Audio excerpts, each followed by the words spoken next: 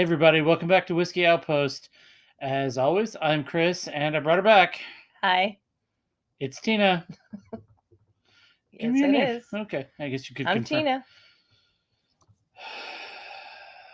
You guys want her back. I would be fine just talking to camera, but that's fine. Hi, hon. How are you doing? I'm good. Good. Happy Saturday. Yeah. What are we doing today? We'll get to that in a minute. I just want to say that today I spent a lot of time at an MGP tasting event in Atchison, Kansas, which is about an hour away from here, and I got some pretty good content. But one of the things, I was at a whiskey tasting, or liquor tasting, I should say, because they had tequila and vodka, but started off as a bourbon tasting. And I learned some very interesting things about how to do tastings. So I wanted to today just do a how do you taste bourbon masterclass, right? We'll say masterclass. Let's do that. But just some things that because I've done tastings before, I've had people talk me through it, and I learned some things today that we're going to talk about. So we're going to do how to do a tasting. Okay. We're going to taste something that we've never tasted before, Okay. which is always dangerous in case it's awful. But what are we going to do? So I have because I don't want to plan anything because that's always bad. I've got two different things I selected. I've got a Wood Creek Distillers rye whiskey. This is going to be a little spicier. It's cask strength, I believe. So it's 118 proof. Or I've got that agave bourbon that we kind of, yeah.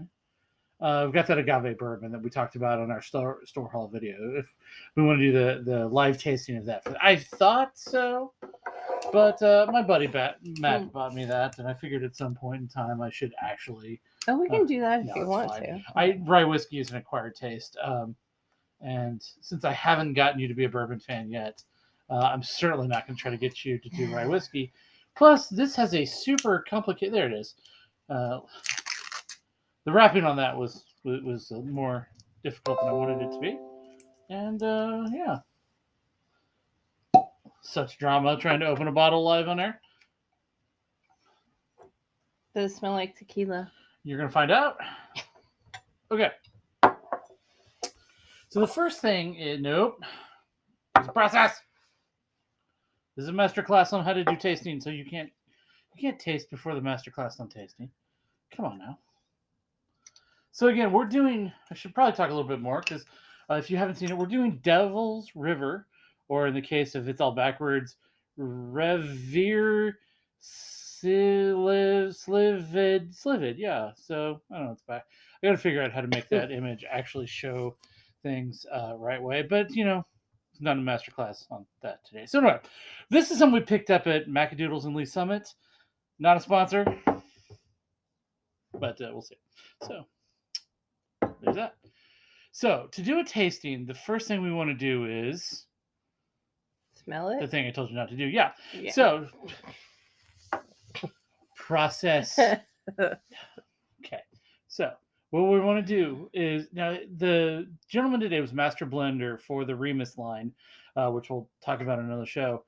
He said you pick it up and you smell it, and he is actually an advocate of the 2 nostril method. So really, that looks so silly. I know. So he basically says you have a dominant nostril, which is dominant nostril was actually the phrase that got me to do this whole masterclass, right? So he said that you will smell differently based off of which nostril. So we're going to talk about it. So let's do it.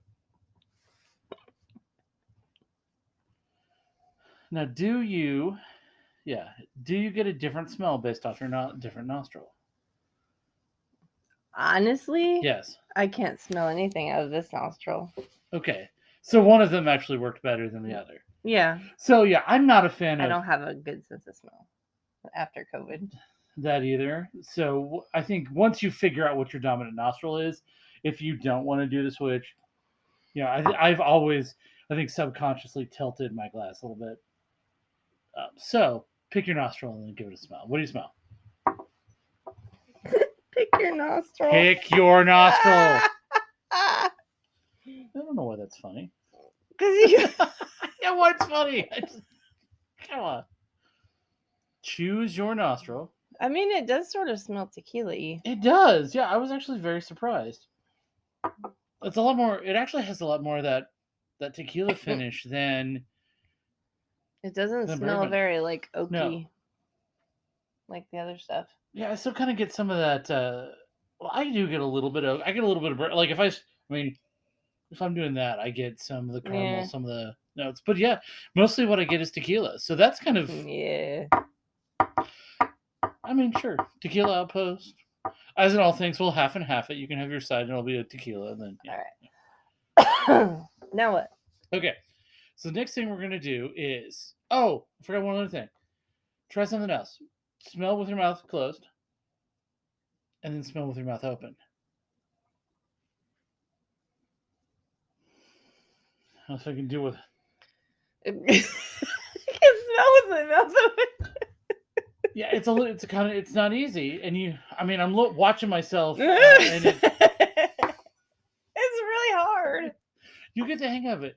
But you know how the first thing we do a lot of times is you get that shot of alcohol. Yeah. If you open your mouth, the fumes have somewhere to go, so you don't burn out your nostrils. Yeah, it's a little weird to breathe in Yeah. through your nose with your mouth open, It is weird. but I think it's less weird than All right. Anyway. So that was the other thing, was when you smell. And did you get a difference in smell doing this versus? I guess I want to show doing this versus.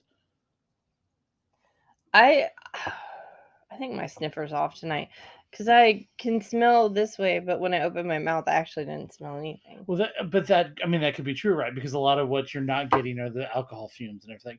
Plus, we've been sniffing a lot, so a lot of the odor compounds, excuse me, may be gone. But so basically, find your dominant nostril, pick your dominant nostril, and then pick it actually because you want it clean to make sure you get a good. You know what I mean? And then smell with it. Try it next time you do a tasting. Try smelling with your mouth shut versus your mouth open, and you'll immediately see the difference improve. I actually get a lot more subtle notes when I smell with my mouth open because the flavor, I keep calling it flavor, the nose flavor, also known as the aroma, definitely changes, and it's less burny because especially if you go to a tasting where you're doing 6, 7, 8. I did 10 today and was a little happy after that. But after you do 10 drinks, if every one is cask strength, 118 proof, you're not going to have any nose hair left. So, having your mouth open, I thought was an interesting tip for all that. So, you know what we're going to do? Taste it? Yes, but here's what I want you to do. Taste it, forget that taste, and then taste it again. So here, watch.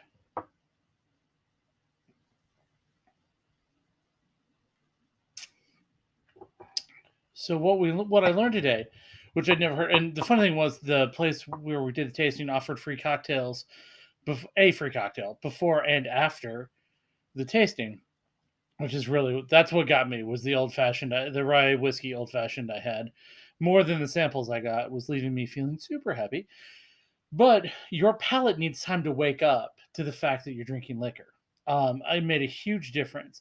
So if you go to a tasting and you haven't drank yet, that first taste is not. It's not going to be. You're not going to get all the notes that you'll get if based on the second and third sips. So go ahead and do your first sip, and then just kind of. You can certainly do. Okay, so now this is the real one, Hollywood style. All right, I don't know why I said that. What do you think? Super sweet, right? It is pretty sweet. It's kind of got some agave syrup notes. It's got a little tequila. I definitely taste the tequila in it. I mean, to me, it's sort of tequila in the front and then bourbon in the back. It's got a burn. It does, which is, I mean, I didn't even look. It's only 80 proof. Yeah, which is kind of surprising to me, actually. Yeah, but it is sweet. Yeah, and I think that's probably from some of the agave. And then, I mean, bourbon itself is sweet. So the mash bill may be higher in corn. But yeah. I like it. I like the sweet. I mean, this is not a daily drinker for me because it is so sweet. But I mean, if you would drink it, I drink it all the time. All right, hold on. I need some water. All right, go for it.